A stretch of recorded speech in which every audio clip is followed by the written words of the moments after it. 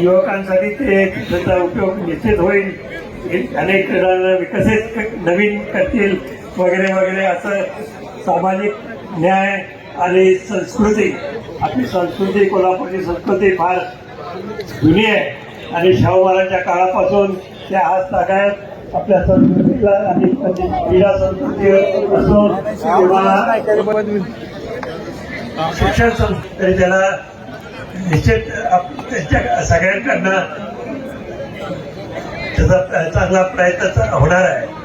मुख्य म्हणजे आज या 2 विभागातून 8 उमेदवार आपले काँग्रेसचे उभे आहेत आणि त्यांना आपण मोठ्या मताधिक्याने निवडून दिलं पाहिजे. हे आज लक्षात चांगलं ठेवलं पाहिजे, कारण आपला कोल्हापूर शहरासाठी, कसबा बावळ्यासाठी चांगली व्यवस्था जर पाहिजे असतील सर्वतोपरी, तर त्यांना चांगलं तऱ्हेने निवडून देणं अत्यंत गरजेचं आहे. आणि बंटी पाटलांनी या विषयी चांगले उमेदवार निवडून काढलेत आणि त्यांना जिथे जे निवडून काढले त्यांना सगळ्यांना उमेदवारी दिलेली आहे आणि ज्यांना उमेदवारी मिळाली नाही ते सुद्धा आपल्या बरोबर राहणार आहेत. तर सगळ्यांना मिळू शकत नाही हे आपण लक्षात घेतलं पाहिजे.